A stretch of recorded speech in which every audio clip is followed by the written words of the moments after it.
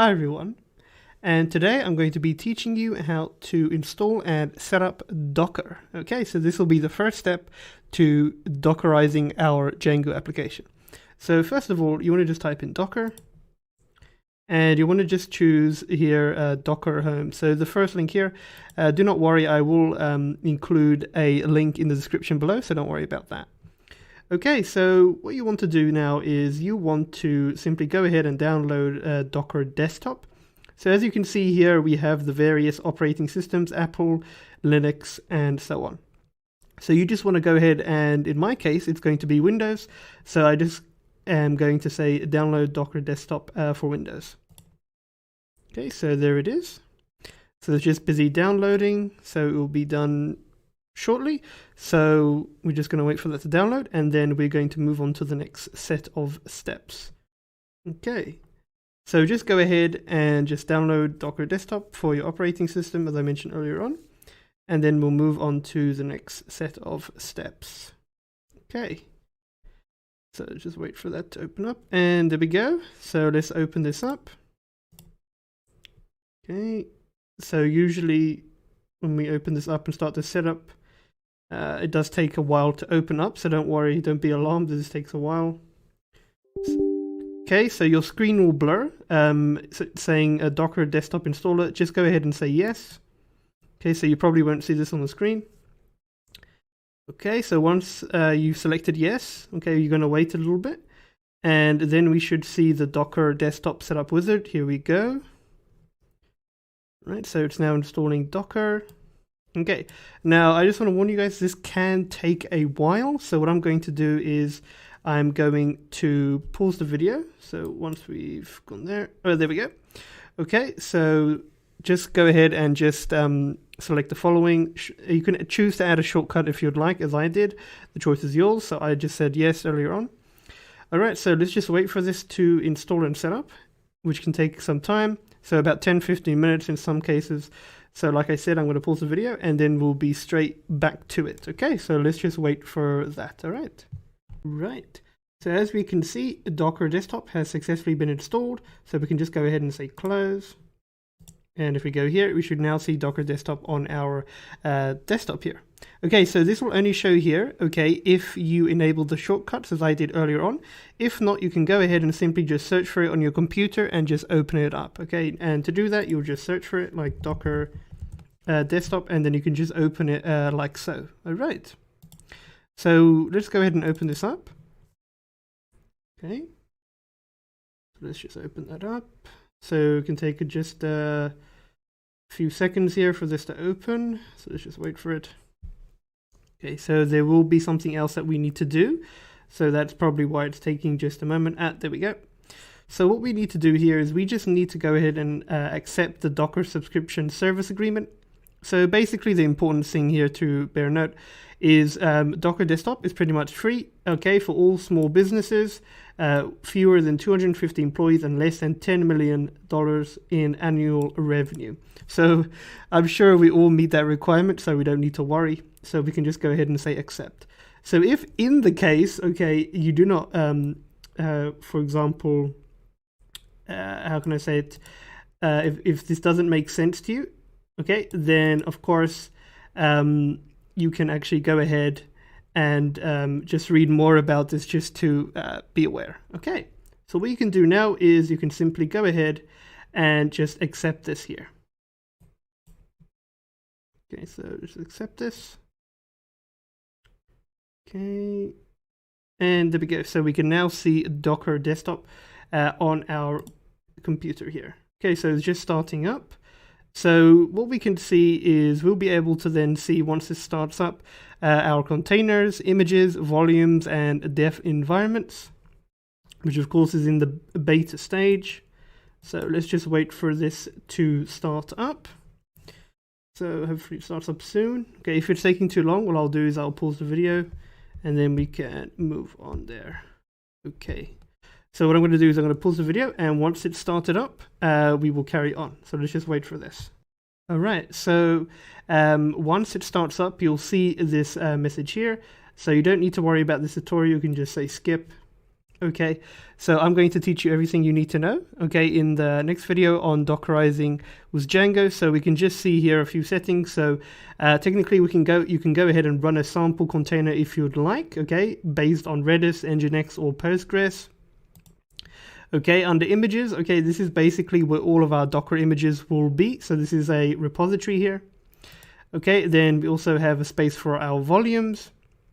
And of course, dev environments. Okay, so technically you can go ahead and create your own environment if you wish, but this is still in the beta stage, so do be aware of that. And the extensions as well. Okay, so the only thing I want you guys to be to focus on are these two sections here. So in the next video, like I said, we're going to Dockerize Django applications, and the process of that basically is that we will make sure that we create a Docker image, so or build a Docker image. And we are going to then transform that Docker image, okay, into a Docker container, which we are going to run. Okay, so that's it from me. So this is how you would set up Docker on your desktop.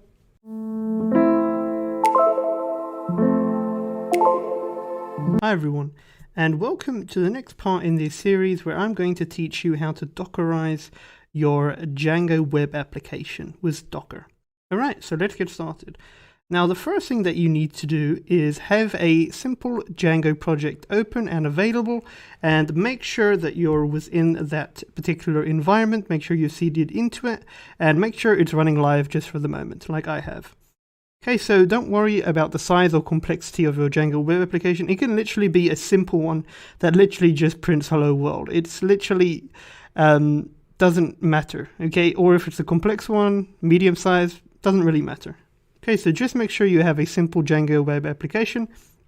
So in this case, I am literally using the Django web application project that I was working with in my Django series. So it's good sometimes to reuse code and not just throw things away. So I'm just going to show you what it looks like. So very simple.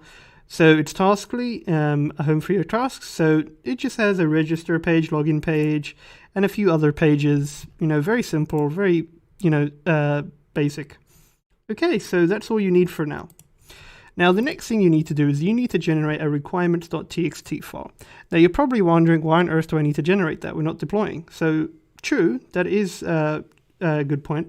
But in order for our Docker image to be built, it needs to be aware of what packages to install on that particular Docker image in order for it to be run on the container and so on. And Docker also is going to need to know all of our files within our root directory, but more on that soon enough. So the key thing to take away from this is you need to generate a requirements.txt file. So what you can do is, if you have your server running, just go ahead and stop it.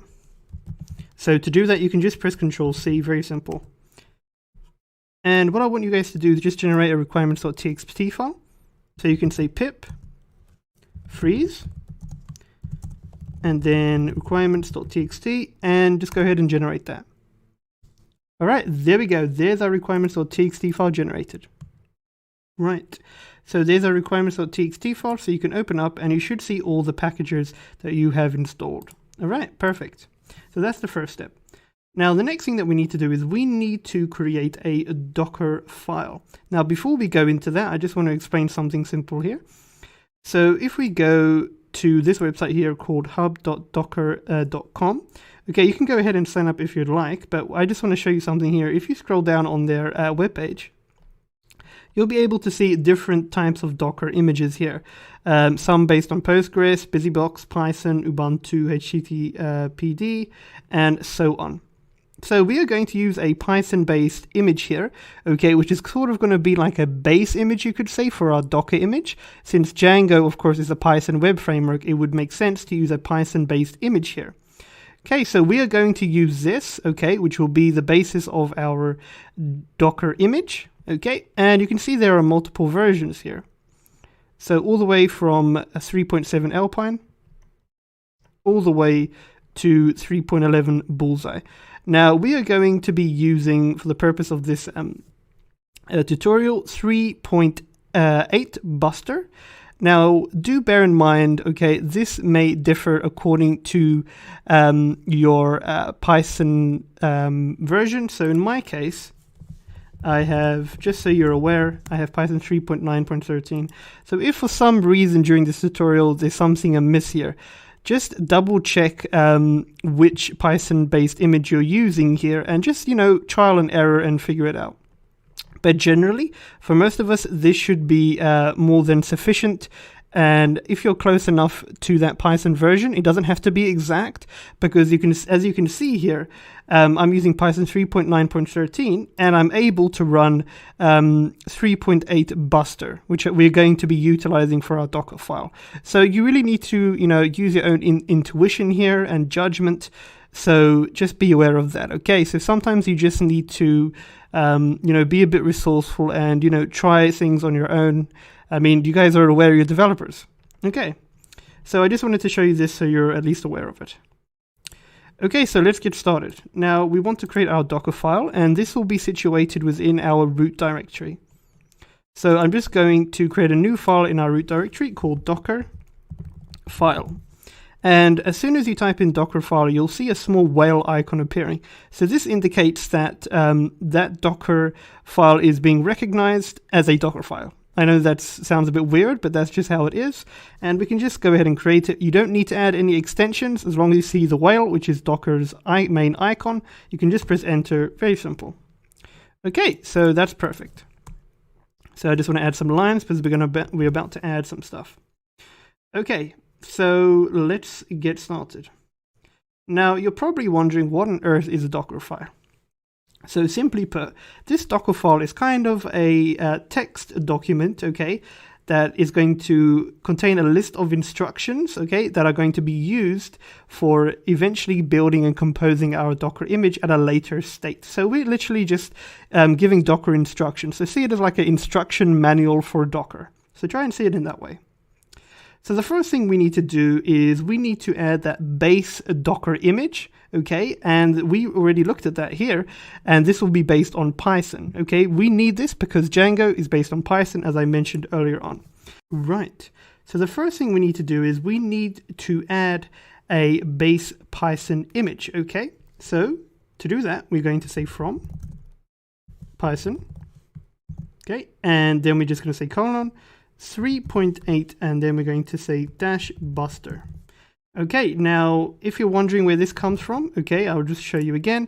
So if you scroll down here, we're using this one right here. Okay, so remember, like I said, Django is a Python-based web framework, so this is one of the reasons why we'll be utilizing this, since that's what we need for Docker. Next, we need to add in the following command here, which is env python buffered equals 1. Okay, so basically this line ensures that any Python input that we have, okay, is sent to our container logs. So all of the Python output that we get will be sent to our logs for our container, and this can be very helpful, for managing any errors or just diagnosing any errors or debugging and whatnot. So that is the reason for that line. Next thing that we need to do is we need to create a directory, okay? This will be a directory for our Django project here, as you can see. So we need to call this workdir, which stands for work directory, and we need to say /, and we can name this anything that we would like. Okay, I typically name it Django, so if you want to follow for the sake of this tutorial, go ahead and do the same as me and just say Django. Simple. Next thing that we want to do is we want to copy our requirements.txt file that we have here. Okay, so we need to copy this over to our Docker file. So we can say copy, and then we can say space requirements.txt, and we need to state this a second time. So we need to say it again. Okay, that's just the way this Docker file works. Okay, I'm not too sure on the intricacies of why that is, but we just need to copy our requirements.txt file twice. Next thing that we need to do is we need to specify, the next thing that we need to specify in our Docker file is what are we going to do with this requirements.txt file. So we're telling Docker basically, okay, I want you to copy this from my base directory, this requirements.txt file. And Docker is probably wondering now, why on earth am I just copying it? What can I do with this? So we want to tell Docker, okay, hey, I want you to actually run this requirements.txt file once we've built our Docker image and run it as a container. So you can just say run pip3 install Okay, and then you're going to say requirements.txt. Okay, perfect. Okay, now since we've copied our requirements.txt file, we need to go ahead and actually copy our entire directory, our entire project. That's what we want to copy over now. So to do that, you can just say copy, and then space, point, and this is going to copy everything in our root directory for our project. So we want to copy everything, and eventually what's going to happen is basically the whole basis of a Docker image is like a compressed version of our entire project. So it's compressed and all built together in a application that is Dockerized or compartmentalized. Okay. Now the next step, okay, before we can do the next step, okay, we need to install a package called gunicorn. Now gunicorn or gunicorn, I'm not sure how it is pronounced, it has different ways of pronunciation. So basically it is used to serve our application as a WSGI application. Okay, so let's go ahead and do that next part. Right, so we can go ahead and install this package here that you see, a gunicorn. So all I'm going to do is I'm simply just going to install that. So we can just say pip install gunicorn, okay, like so. So go ahead and install that. Okay, and it's all set. Okay, so I just want to be clear here. So make sure that you have gunicorn here in your requirements.txt file. So I have it here somewhere, if I can just look for it, and there I have it. So make sure that you install it to this requirements.txt file. So if you must, okay, what you can do actually, okay, now that we're here, I'll delete this. Okay, and just for the purpose of you all following along, we can go ahead and just generate a new requirements.txt file. So I'm just going to say pip freeze, okay, requirements.txt. So go ahead and just install it, run it again. Okay, now you will automatically see that gunicorn is now in your requirements.txt file. So we're just kind of backtracking there as we go through it. So be sure to do that and check that you have gunicorn here. Just make sure that you have it. Okay. So don't worry, nothing wrong is going to happen. That's just a step I just wanted to include there. Okay, now the important thing that we need to do, first of all, is we need to see what is our WSGI application name. So if you go to your settings.py, okay, just scroll down until you see, let's see if I can find it, WSGI. So let's see if we can see it. There we are. WSGI application, this is what you're looking for. And you just want to look at two things here. You just want to look for the following, and that is this here. So in this case, I have taskly.wsgi. So go ahead and look in your Django project and look for this here. Okay, now yours will be unique here. It will generally be the name of your Django project and then followed by .wsgi. So just bear this in mind, very important. Of your own project, okay, not mine, of your own. So have a look at that. All right, so let's get back to it. Right, so we need to now enter the following line of code here. So I will explain this as I go. So we need to say cmd, and then we need to say gunicorn, sorry, and then we need to just add a space. And then if you look in your settings.py, so I have taskly.wsgi. So go ahead and look at your own WSGI and get the code from here. So I'm just going to copy that there, and I'm just simply going to paste it here. Then I'm just going to say colon, and I'm going to say application, 2 dashes, and I'm going to say bind, and then I'm going to bind this to 0.0.0.0 colon 8000. So 8000, as you know, is our localhost. Okay, so what we're going to do next is we're going to expose our port, but you're probably wondering what on earth does this line of code do? So simply put, okay, we are going to run a command, okay, that will be based on gunicorn for our application here, which is in this case taskly.wsgi, and we are going to bind all the IP addresses. So this 0.0.0.0 specifies all IP addresses, and we're going to bind this to port 8000, which is our localhost port. Okay, so this is the whole idea of understanding containers as well. So we're going to expose eventually port 8000 to connect to any IP address, IPv4 address. So that is basically what is going here, and we're just binding it together. Okay. Now, the last thing that we want to do is we want to just expose port 8000. So the whole purpose of this is just to show which port will be exposed in our image, and that is port 8000. It doesn't bear much functionality. It's just very simple. So we're just going to say expose and then 8000. Okay. And I also want to elaborate a bit more on this line here. So some of you are probably confused. So this is just pretty much the command that we're going to be running for our Docker file to actually run this. This is the command that we'll be running within our Docker container, okay? And it's going to bind IP addresses to port 8000. All right, so that's simply what's going on here. All right, so that's it for our Docker file here. Okay, we still have more to do, but this is our basic Docker file. So these are the instructions which are going to be run in order to build our Docker image eventually on. Now, one more thing I want to mention here. We do have a virtual environment file here, okay? And one important rule that you guys should follow is not to add in your virtual environment to your Docker file for your Docker image. This is not helpful, let's just say that. So what we need to do is add a new file in this base directory or root directory, and we can call this .docker ignore. Okay, so you'll also see it has a Docker logo there, the whale. So you can simply type in here your virtual environment name. So mine is called venv, like that.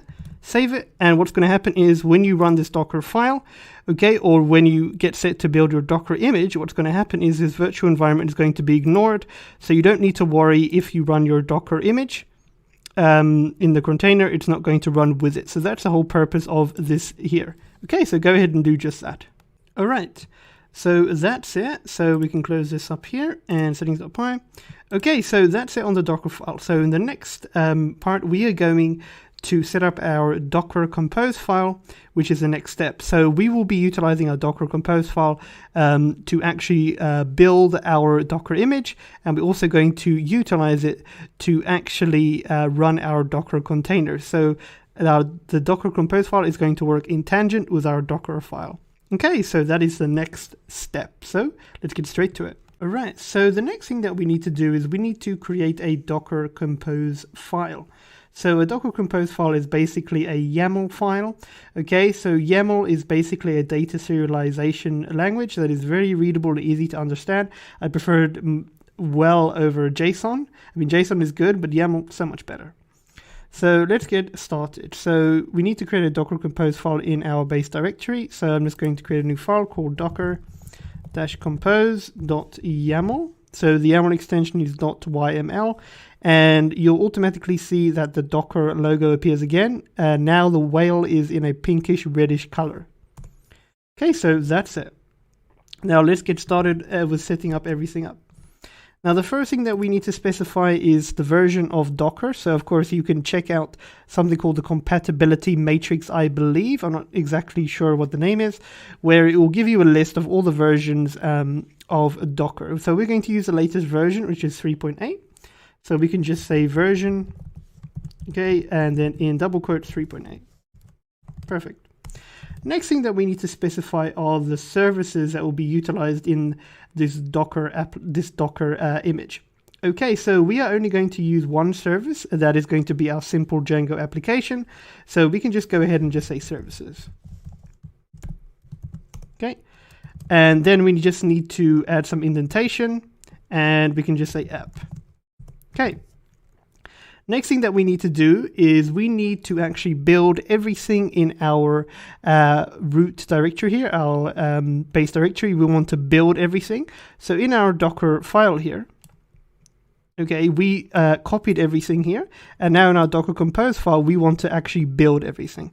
So just under app here, you just want to now add a space and say build. Now do bear in mind that indentation and spacing is important. So just watch carefully as I do it. So I'm just going to add a colon and say point. So this is to indicate I'm copying everything in our root directory. Right, the next thing that we want to do is add something called volumes. So I'm just going to say here volumes, and we only have one volume. So I'm just going to add a space dash space dot colon, and then I'm going to add a / Django. Now you'll notice that this correlates to our working directory, which is Django, which encapsulates our entire project. So that is what we're referencing to here, our directory here. Now, basically, okay, we are referring to a folder, and that is our directory. So that is what we're referring to here as a volume. And we're linking this folder, okay, which is to a container which will eventually be running. Okay, and this references to a Django, the working directory. That is our volume here. Okay, perfect. Now let's do the next part. The next thing that we want to do is we just want to simply define our reports. So here, make sure everything's in line, and you just want to say ports.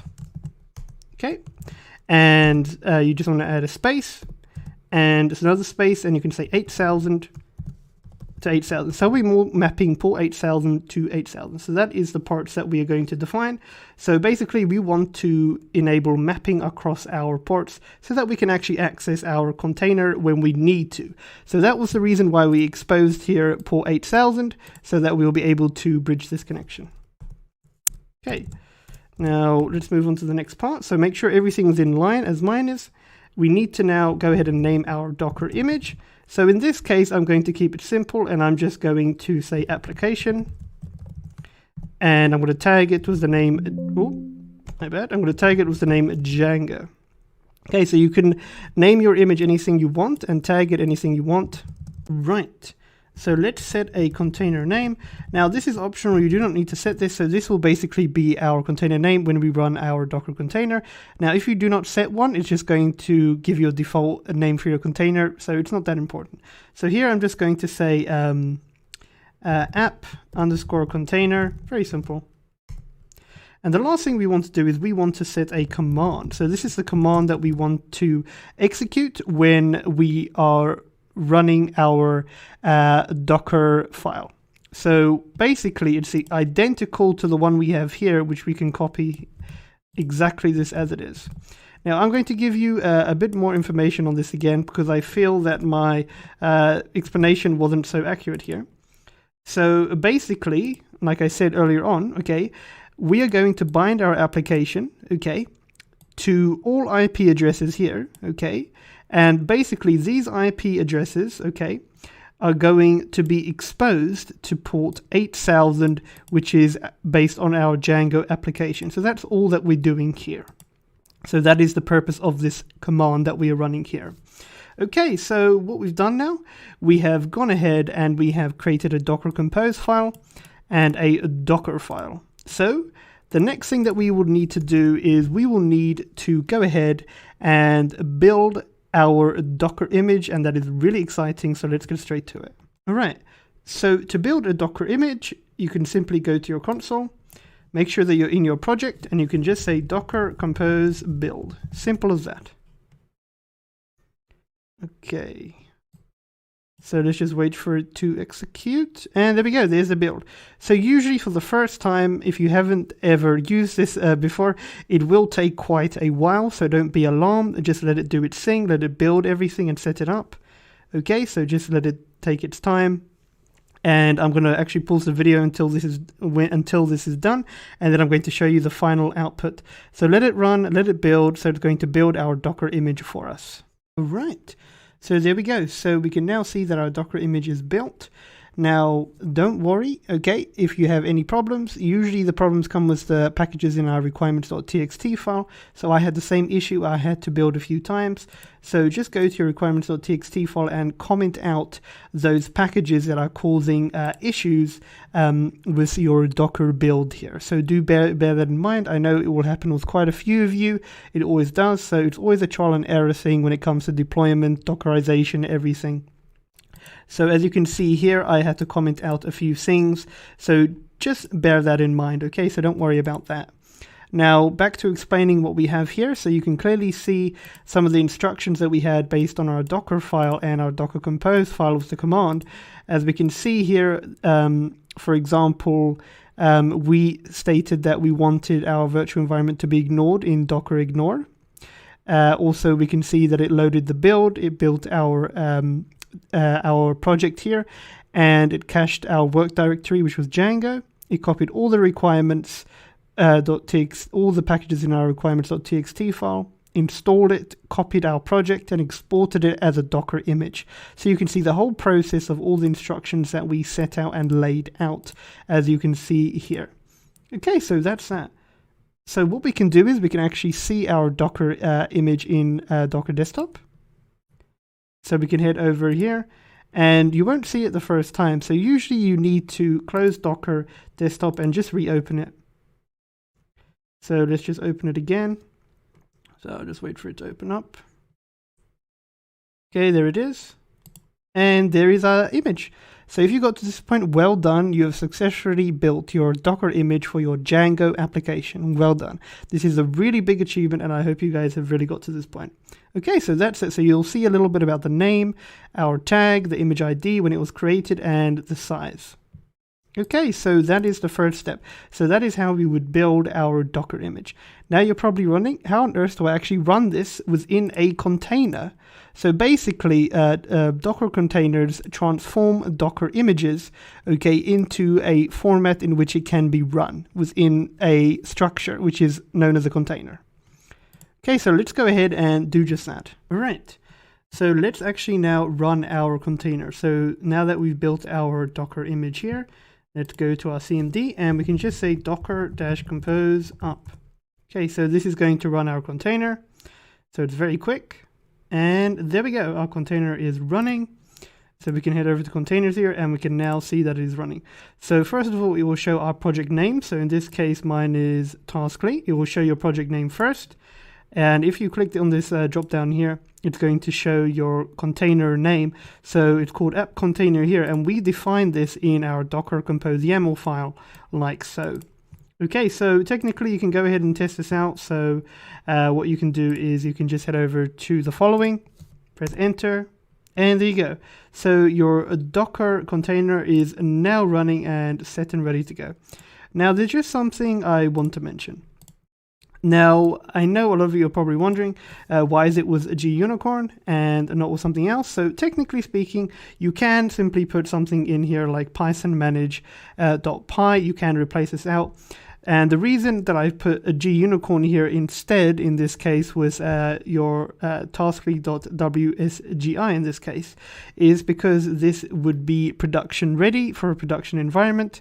Okay, so this is the reason for doing this. I mean, technically speaking, you could do Python manage.py and go from there, but I just prefer to use G unicorn in this case when I'm working with production environments. So that is the reason for this. I mean, you can switch this out for sort of Python manage.py or some sort of variant that you can investigate and take a look at.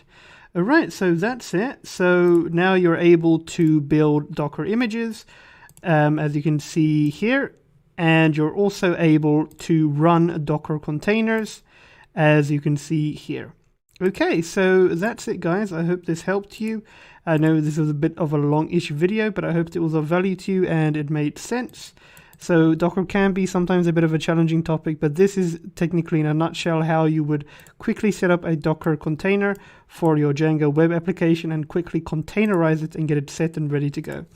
Now, the most important thing to bear in mind is this can take a long time. So I'm going to be honest. So there's a good chance that by watching this tutorial, you're not going to get it right the first time. That usually is the case. So the main thing that you need to be on the lookout for is your requirements.txt file and packages that can conflict. That is the number one reason why Docker will fail. You also need to double check everything in your application. Make sure if you, for example, deleted a package, okay, make sure that you've also removed all the references in your code to that package, because what can happen is your Docker image can build successfully, but it can fail when you are running your container. So do bear that in mind when starting up Docker and so on. So just pretty much remember, you may need to battle it out with trial and error on your packages in requirements.txt. That's the main advice that I can give you on this here. Okay, and also just be wary of the spacing and the indentation as I show you here. So as we can see, command, container, image, ports, volumes, and build are all lined up nicely. App is on its own, and services and version are on the same line. And in terms of Docker file here, same sort of thing goes for that. Okay, just be sure to check everything carefully and also make sure to set everything up according to your own project. So in this case, my project is Taskly, so make sure you set it to your own application. Make sure you bind everything correctly and so on. Okay, so if you're wondering how to stop your container, you can simply just click on it here and you can just say stop. I'm just going to delete this actually, so I'm just going to say stop. Okay, it will gray out. Then you can delete this here and delete it and head over to your images, and only then can you delete your image. So do bear note that if, for example, you're running your Docker container, your Docker image will be in use within that container. So just be sure to go ahead and delete your Docker image. Very important to do that. So make sure you delete it afterwards. You won't be able to delete it while the container is running, so do bear that in mind. Okay, so that's it, guys. I hope that helped, and thank you again.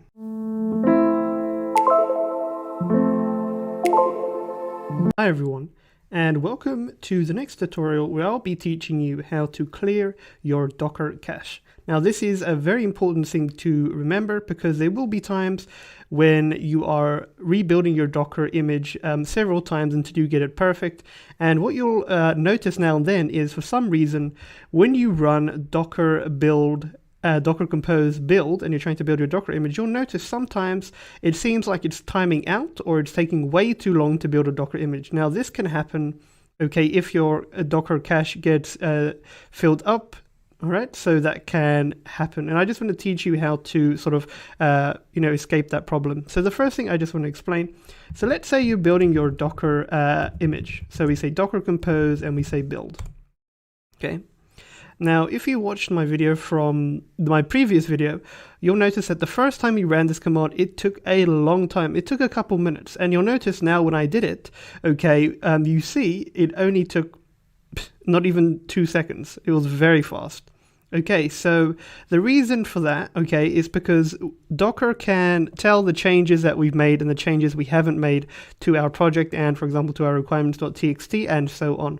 So basically it caches what it already has and just simply, adds on what is new. Okay, so this is the reason why it's so fast, because Docker caches everything. So that is something to bear in mind. So basically, when you attempt to run Docker compose build, what can happen is your cache can become cluttered and it can take time to build your Docker image. Now, this doesn't always happen, but when you are rebuilding and building Docker images 20, 30 times, okay, it can reach a point where it takes a while to build your image. Now, I'm just going to show you how you can clear your cache here.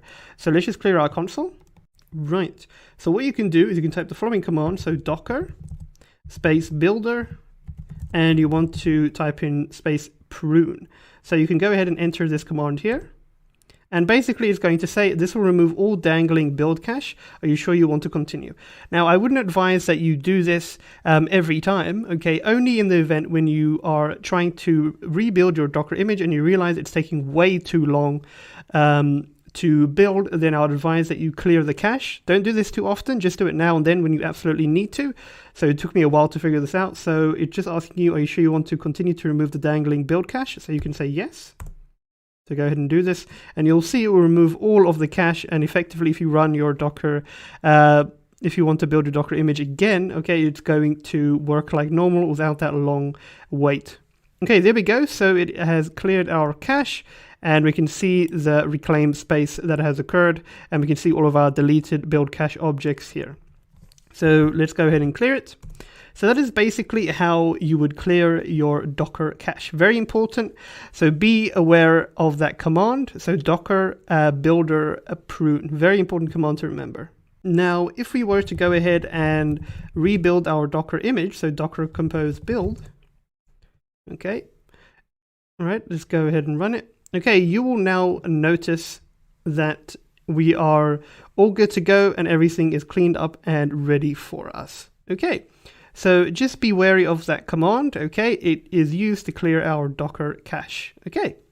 So basically what would use case for that would happen was your docker compose build function will take forever to run, and basically by clearing the cache, okay, it's going to run your Docker images much faster since your cache is cleared. All right, so that's that. Just a short example here of what I was showing you. And that's it, guys. So I hope this helped you to clearing your Docker cache. So remember that, clear your cache whenever you see you're having issues with building your Docker image. So a useful command, very helpful. And yeah, that's it, guys. So I hope that helped, and thank you so much.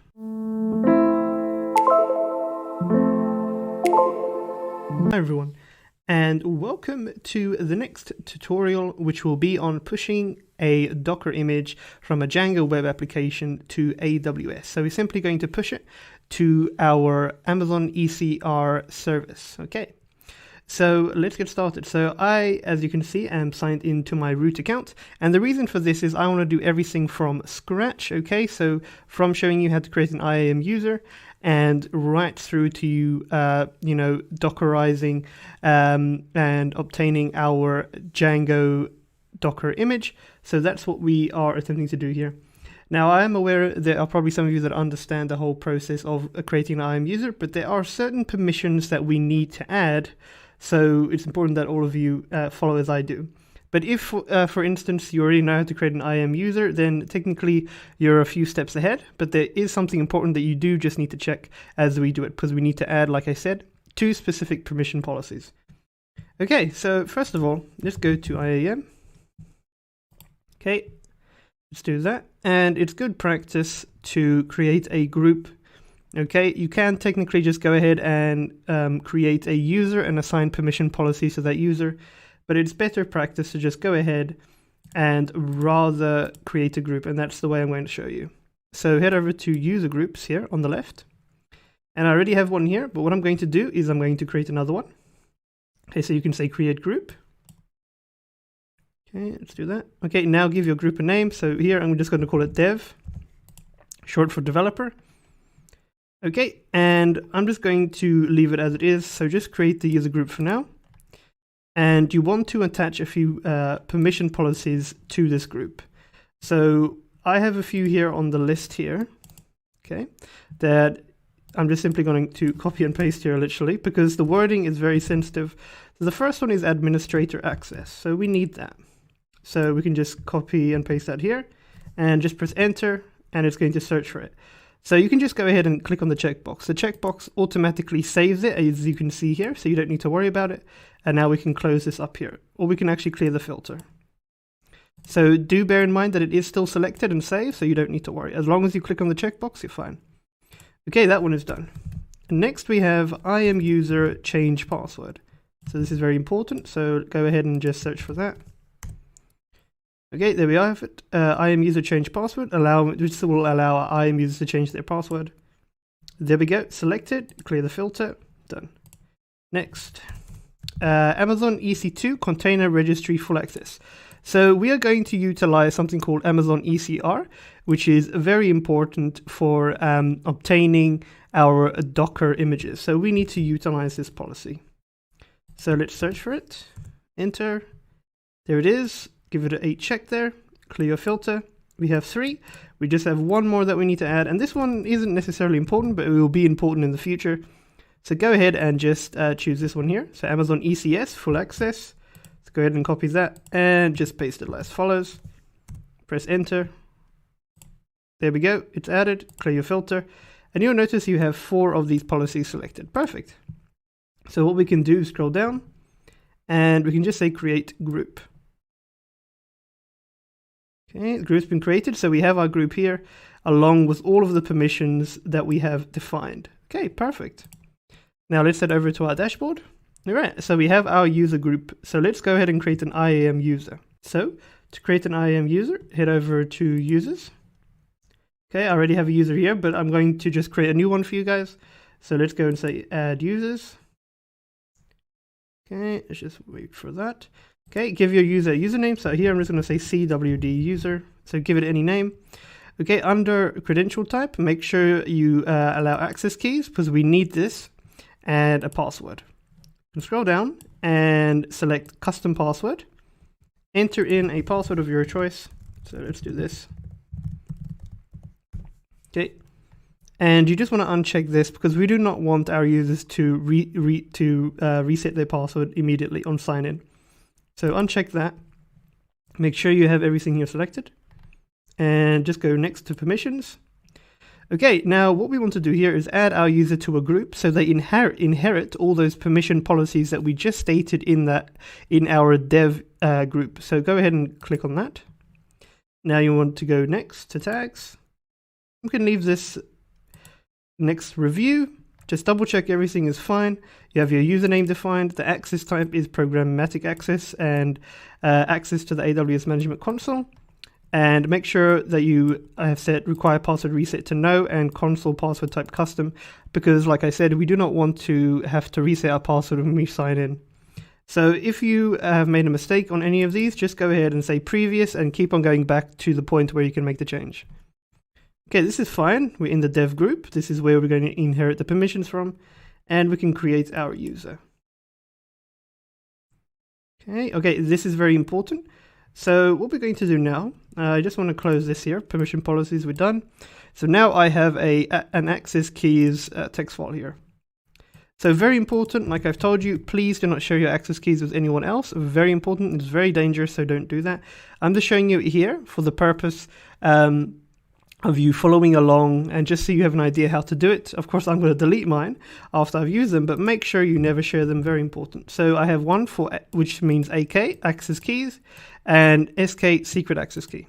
So what I'm going to do is I'm just going to copy this access key ID here, and I'm just going to paste it here.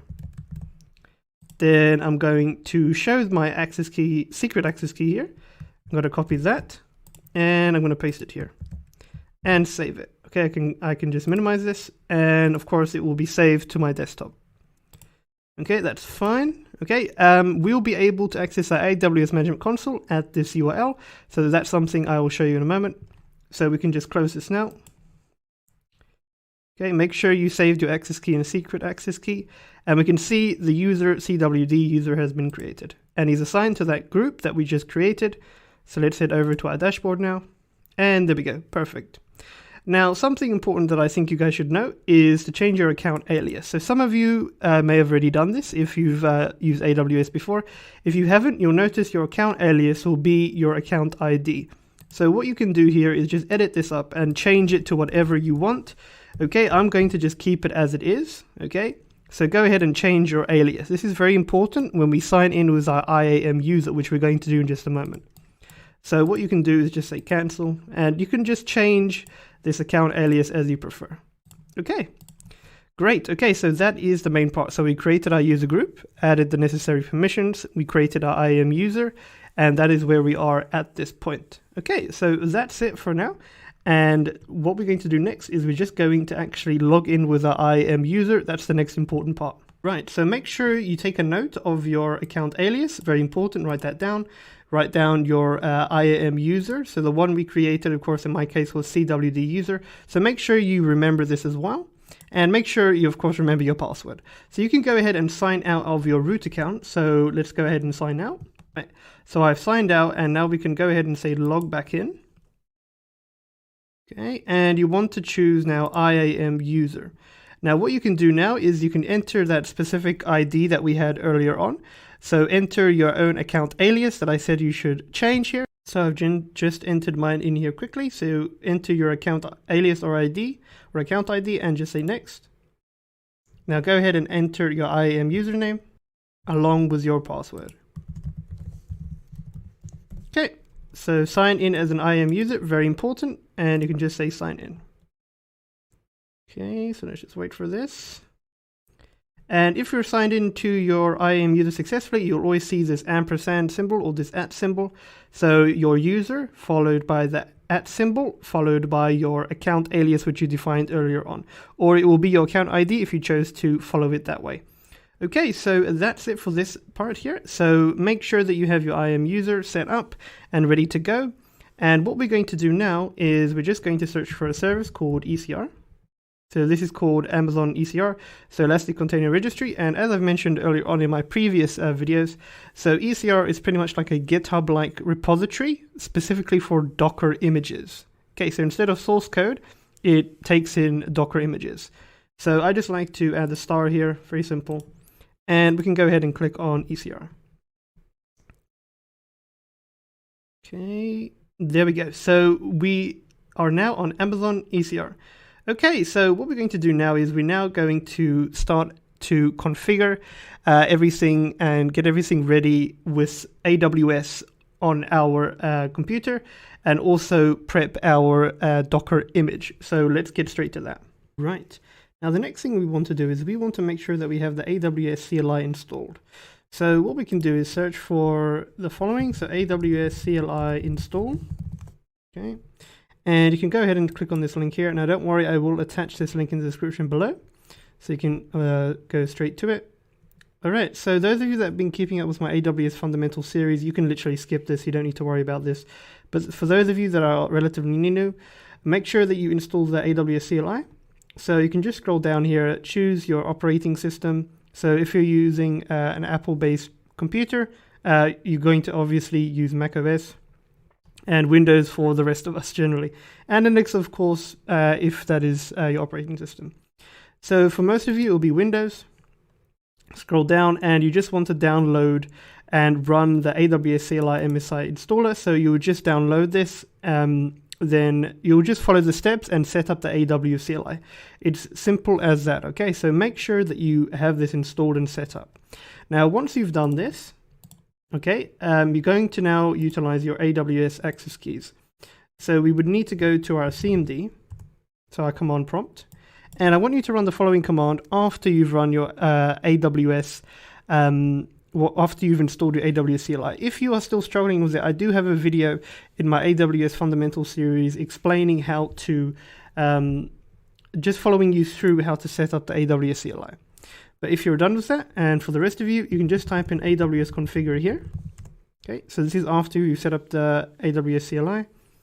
And what you want to do here is you want to enter in your AWS access key ID.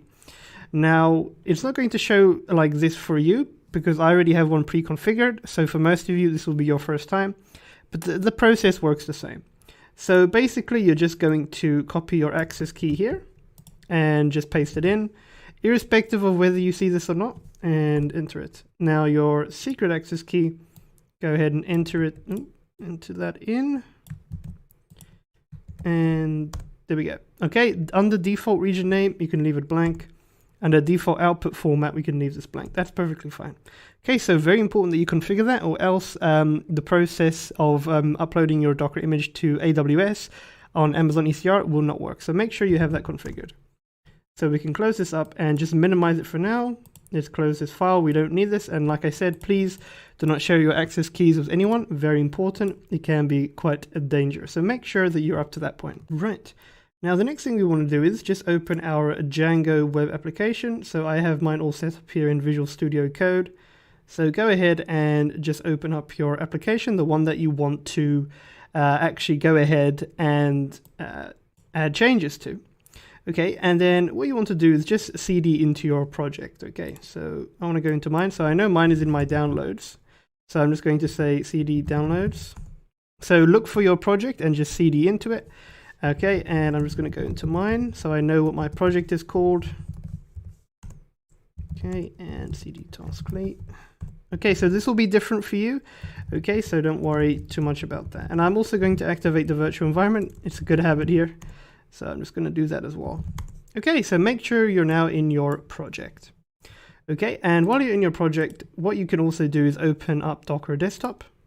So just look for Docker. And I'm just going to pin this to my taskbar actually. And actually, I'm not going to open it just yet. So what I want us to do now is I want us to just build our Docker image. So head over to your project here and just run docker compose build. Okay, so I'm assuming that you know how to build a Docker image. If you're unsure of how to do that, my previous videos do explain this, so you can just follow along and see how it's done. Okay, so go ahead and just run docker compose build. So build your Docker image. Okay. So if this is the first build you're having, this will take a little bit longer, but if it's not, then it will be significantly faster. So there's our Docker image. Let's clear the console and we can just open Docker Desktop just to verify that our Docker image is all set and ready to go here. So let's take a look. Okay, so it does take some time to open Docker Desktop. And there we have it. Okay, so there is our application, our Docker image here. Now don't worry that it says 1 day ago, okay, because what happens is Docker caches the latest build.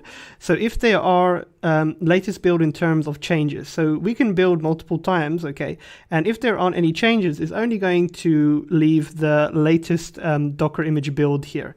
So that's why it shows 1 day ago. So if I made a change now quickly and I built the Docker image, it's just going to show 1 minute ago. Okay, so just bear that in mind in case you're a bit confused. All right, so here is our Docker image, and what we want to do now effectively is we want to actually go ahead and upload this to Amazon ECR.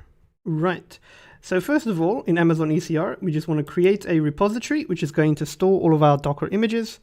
So I would suggest you choose private here, okay, it's much safer. And here under repository name, you can choose any name that you want, okay? And I just want to place some emphasis here on the visibility settings. Make sure that you set this to private, because if you set it to public, anyone can gain access to your image pools.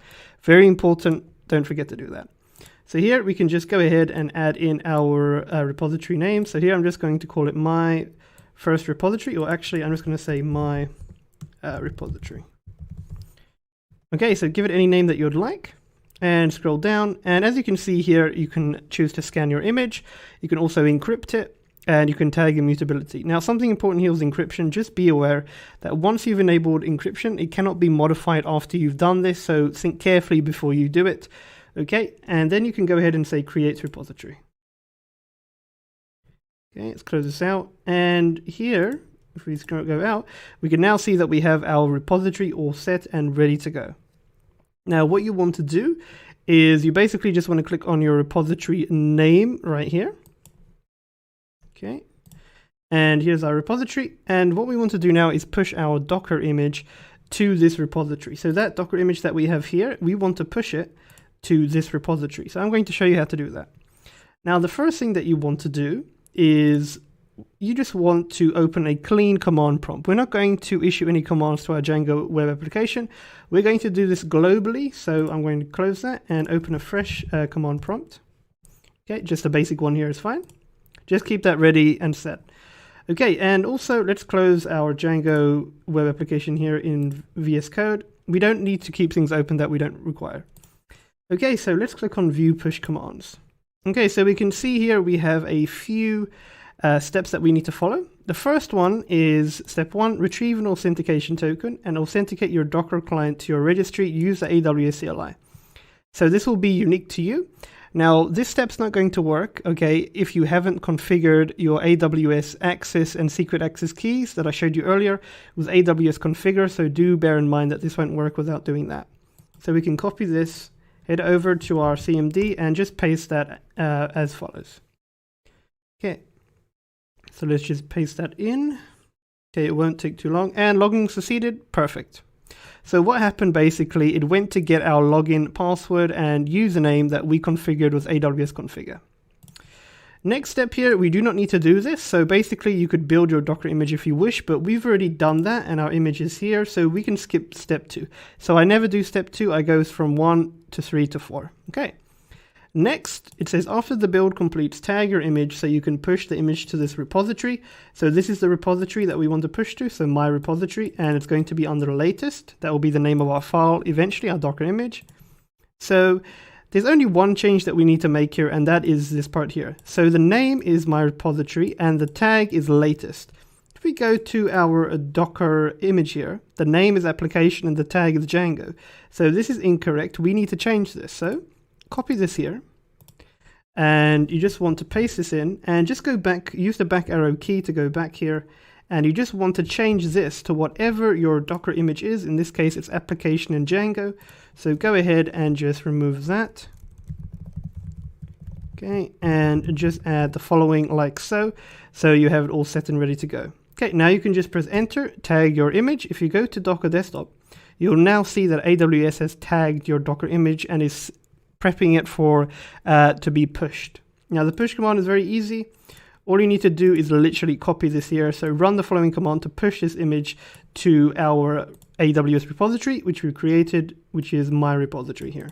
So copy this, paste it in here.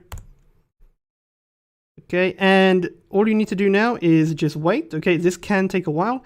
So this is us basically pushing our Docker image, which is based on Django, to our Amazon ECR registry. So this is going to take a while. So what I'm going to do is pause the video and wait till it's done. And once it's done, we're going to move on. Okay, so this takes quite a while. So let's just wait for this while it pushes our Docker image to Amazon ECR.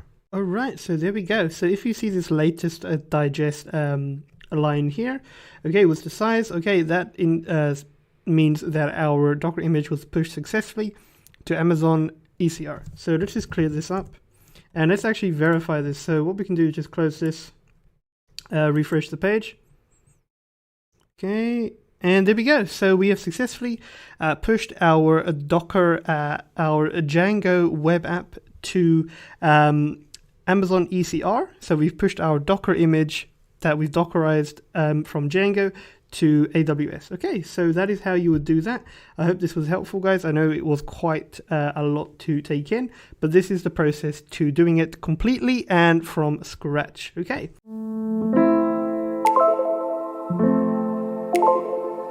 Hi everyone, and welcome to the next video in this mini series where I'll be teaching you how to run your Django Docker image, okay, within Amazon ECS, just as a simple, normal, containerized application. So very basic, very simple. We're not going to add anything fancy such as domain names, application load balancers, or anything like that. It's going to be very simple. So first of all, head over to Amazon ECR, Elastic Container Registry. And if you followed in my previous video, you will have noticed that we went ahead and pushed our Django Docker image to our Amazon ECR registry repository, like so. So what I suggest you do is just open another tab. So I'm going to open 2 here. Okay, and I'm going to open another one. So we have at least 3 tabs open.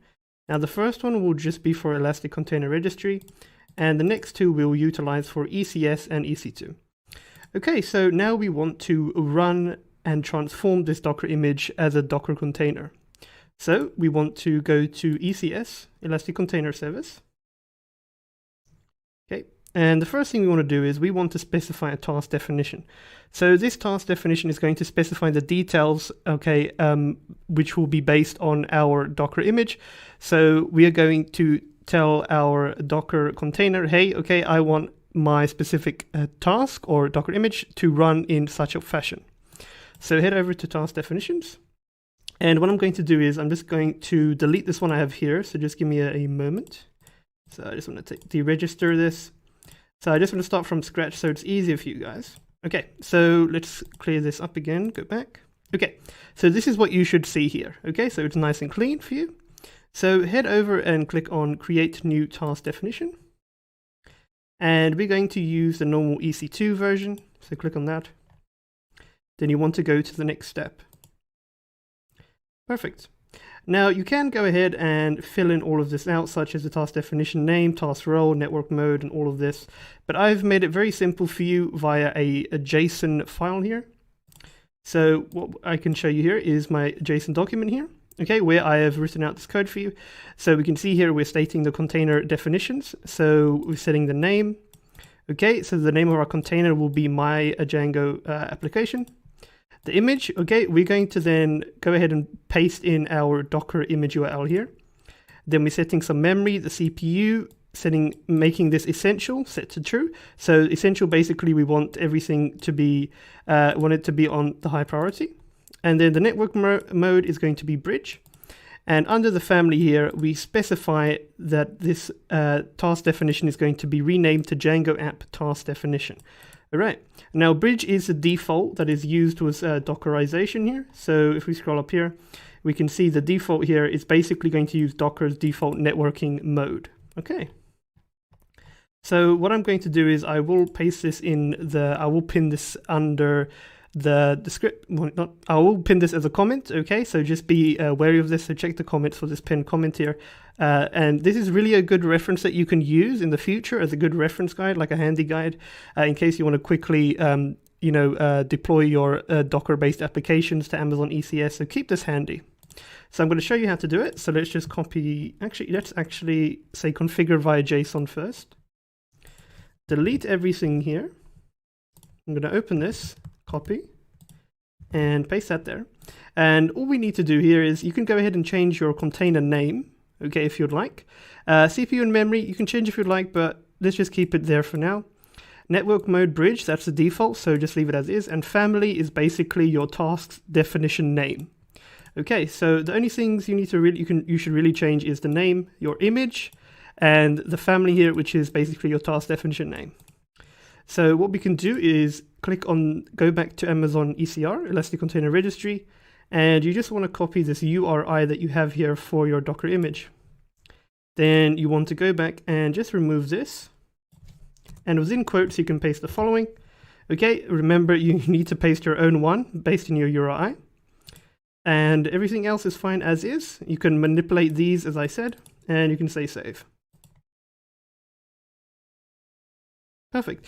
Now you won't see anything spectacularly happen, okay? As long as you save it, just trust in the process that it's been saved. Now you can go ahead and say create. There we go. So the task definition was created, and for me it shows 6 because I've done this 6 times. So don't worry, it's going to show probably 1 for you since this is your first time. And we can see that family key that we set, okay, the value is Django app task definition. So that is what we set down here as the task definition name. And the name, my Django application, if we scroll down, we'll see that our container name is my Django application. So this is some very fancy JSON. It helps us spare all the worries and details of configuring all these settings in a weird, archaic way. Okay, that's good. So we can now go to our cluster. Okay, and let's go ahead and create our cluster. So we can say create cluster. And we're going to make this based on EC2. So we're going to have an EC2 instance generated. You can go to the next step. Create your cluster. So here I'm just going to call this my cluster. Okay, select on demand. And under EC2 instance type, okay, be very careful with what you select here. So I'm going to choose, let's see if I can find it. I'm looking for the best here. That's T3 micro will do the job. So this will depend on how big your application is. For the one we have, this will be perfect. So just be wary and check the EC2 pricing. So what you can do is just look at Google and just type in EC2 pricing AWS.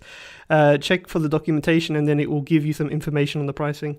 Actually, what I think I'm going to do to make it easier for you guys, I will put a link in the description describing the pricing here, so you're not left in the dark. So just check that out, the description and the pinned comment that I'll put on for this specific JSON. So just be wary of that. One instance is fine.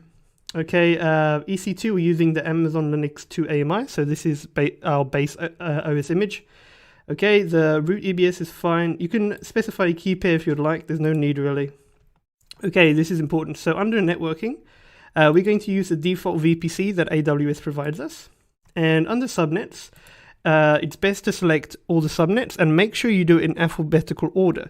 So what I mean by that is, for example, we have 2A, 2B, and 2C. Make sure you put it in alphabetical order. So here, 2A, then 2B, then 2C. Perfect. Now it says auto assign public IP. We want to say enabled because we're just going to connect to a normal IP. Security group, we want to create a security group because we want to modify this. Okay, we can leave the inbound rules. We will edit that soon enough. And what you can do is say create. Okay, so let's just wait for this to create. So basically what's going to happen now is just going to create our cluster. It's also going to attach an instance IAM policy to give ECS IAM roles and permissions. And of course, CloudFormation is going to create a stack, okay, which will consist of security groups, our EC2 instances, and that EC2 instance will be based on a T3 micro. Okay, perfect. So everything was completed. We can go to view our cluster. And there we go. So our cluster is now active, as we can see, and this is great. Now, what I want us to do before we actually create our service is go to Amazon EC2. So make sure you're in another tab. Okay, And what we want to do is we want to actually go ahead and just edit a few things regarding our security group. So head over to security groups. Okay. Just open up the one that says EC2 Container Service My Cluster, ECS Security Group. And what you want to do here is you just want to open this. Okay, there we go. Perfect. Okay, so leave this open. We will return to it. Now, the next thing that we're going to do is we want to go back to our task definition. And the reason I'm doing this now, okay, let's just open this first. So click on your task definition. And what you want to do is you want to revise this task definition. So just say create new revision. Okay, and you can just say EC2. Everything else is already set as it was earlier on. And what I want you to do is just change one setting here. Now, the reason I'm explaining this now and not earlier on is because I want to explain this security group inbound rule. So what I want us to do is click on this container. Okay. Scroll down, and I want you under port mappings to add a port mapping. Okay, so if we had an application load balancer, we technically could just set the host port to 0, and we can have dynamic host porting. But we're doing this with just one, without application load balancer. So we need to add port mapping as well. Now, what I could have done is added port mapping in this JSON definition, but the reason I'm not doing it here is because I want you to understand the concept here, which I think will be better with what we're about to do with security groups. So make sure you go to port mapping. And remember, if you were following my previous videos, guys, I did set our port to be exposed at port 8000. Okay, so for that reason, we're just going to set the host port and the container port to port 8000. Okay, so just be wary of that. Okay, so you need to remember to add this, very important. Okay, so be sure to just add a revision to your container and just add these port mappings, or else you won't be able to actually connect to your application. So just be sure to add this as well. Okay, very important. Now, what you can do is you can just simply say update. Okay, this is fine. And we want to say create. And now we will see a latest revision. So technically, in your case, if you're following along, you will have 2 task revisions now. Now, the second one, okay, is updated with our ports that are being mapped. So we want to map to our port to the specific container. Great. So now what we want to do is edit our inbound rules in our security groups here. So we can say edit inbound rules. Okay, you can leave the one here by default, but it's not really going to make much difference. And we want to add 2 new rules, okay, that are based on custom TCP. And our port, as you know, is 8000. That's what we just set now. So we want to set these ports. And under the source here, we're going to allow all IPv4 addresses to connect to our application, and all IPv6 addresses, which is denoted here, to our application. So make sure you add the following according to the port. That's what we just set now in our task definition. And you want to save the rules. Perfect. Now what we can do is we can now head over to clusters. Okay, we now can click on my cluster. And we want to now create a service, which is going to be based on the task definition and the number of tasks. So we can say create. Okay, we're using the EC2 launch type. We want to use the latest revision where we added our port mapping. Choose a service name, so I'm going to call this my service. Number of tasks, I would recommend setting it to 1. Okay, everything else can be as is. Okay, that's fine. You can leave everything as is and go to the next step. Okay, just scroll up. Okay, everything else here is fine. Now, it's a whole nother ball game if you want to add a load balancer. There's quite a few things you need to configure, but we're going to keep it simple. So go to the next step. Okay, you can technically add auto-scaling if you would like, if you want to scale your application, but I want to keep it simple. So let's go to the next step. Just review everything here. Make sure you have your latest task definition. Just check your service name. I would suggest only running 1 task for now, okay? If you plan on running more tasks, this is just something I'm going to mention at the video to help you with that. So let's just create the service. Okay, that's looking fine. View service. Let's refresh. Okay, there we go. So our task is pending. So what I would suggest that you guys do is just wait for a bit. So it won't take long until it starts running.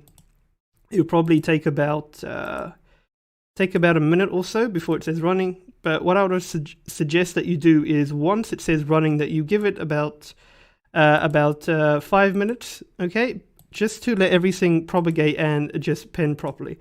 So we can see it's running now. So what I'm going to do is wait for about 5 minutes or so, just so everything gets is running properly and there's no errors or anything like that before we actually check this out. So do be aware of your task. If for some reason this task changes, okay, that means there was an error in our deployment, but at the moment it looks good. So I'm going to pause the video and wait a few minutes so you guys can wait as well, and then we're going to check and see if it works. All right, so let's just wait for everything to set up properly. Right, and welcome back. So I did wait a little bit overkill because I wanted to make sure everything's running okay for you guys. So what you can do now is you can head over and click on your task, scroll down, and you'll see your containers here and a drop down. So click on this drop down here, and you'll see an external link here which you can open up. So open that up. Okay, just wait for it to connect. Okay, just wait for this.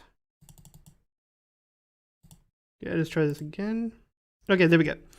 So that's it, guys. So as you can see here, we are now connected to our application via Amazon ECS. So we only connected via this IPv4 address that we see here that's being mapped to port 8000. Now do bear in mind, if you're using application load balancer, okay, you will have dynamic mapping, so do bear that in mind.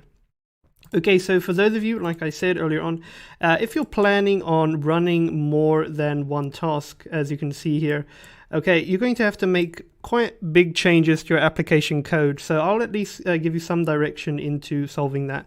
So basically, you would need to take a look at a package. So you can say PYPI, and it will be called CiderNet, I believe. This is it. So Django allows Cider. I'll also add this in the description. So this is some middleware that we are going to need to use, because what can happen is if you redeploy your task, for example, okay, it's going to be assigned a new IPv4 address. So we can see the IPv4 address that is set for this particular task here. So if we click on this task here and we go down here, we can see that it's our port is binded to the IPv4 address 3.17.27.36. Now this is dynamic and this can change, especially if you're working with the application load balancer. So what you'll need to do is you'll need to have a look at this package here and install it, which is going to help you validate your Cider ranges. So you can read more about this and take a look. Okay, so this will give you further guidance on how to actually ensure that no matter what happens, that you don't have any issues loading up your task here. Okay, so it is a bit of work to look into, but I just wanted to give you the basics so you at least have some understanding and direction where to go. So yeah, that's it, guys. So what I'll remember to do is I'm going to remember to put this in the chat here for you. The JSON here. Do remember that you after you've added this, you need to redefine your task definition, okay, and add your port mappings in. Okay, technically I could have gone ahead and added the port mappings here in this definition, but what I wanted to do was to explain it in a better way to make it more understandable to you guys. That's just the way I think it should be done. So yeah, and then I'll also be sure to add in the description this link here, and also I said I'll also add in the pricing for EC2, so you can at least see how much it costs. So I don't want you guys to actually have this running for too long because it can cost you money. So my suggestion, immediately after you're done, okay, just make sure that you head over to services here. Okay, click on your service and just delete it. So you can say delete me. So go ahead and do that. Done. Okay, head over to your tasks. So I want to close this. And you just want to click on the task and say stop. Okay, make sure it says stop. Great. Now go to your task definition. Go ahead and delete. Actually, to delete it, you must go in it. Delete all the revisions. Deregister it. Good. Okay. Good, it's not here. Now go ahead and delete your cluster itself. Okay, and delete cluster. say delete me, and do that. Okay, so what's going to happen is basically the cluster is going to delete all the resources. So that includes, I believe, the security groups, but don't worry, security groups don't cost you money, but it will for sure delete your instance. It's going to delete anything else that is underlying in this cluster. So anything that was created, EC2, our EC2 instance, and all the resources aligned with it will be deleted if you delete the cluster. Make sure you delete everything else first that I showed you, such as the services, you stopped your tasks, you deleted your task definition, then only come and delete the cluster. Make sure you do it in this way because sometimes there's a bit of a problem. Okay, so that's it, guys. So this will be deleted on its own, so you don't need to worry about that. So yeah, that's pretty much it, guys. So I hope this was helpful to you and gave you a basic understanding of how you can actually sort of, run your Docker container in Amazon ECS. Okay, so that's it, guys. Thank you very much.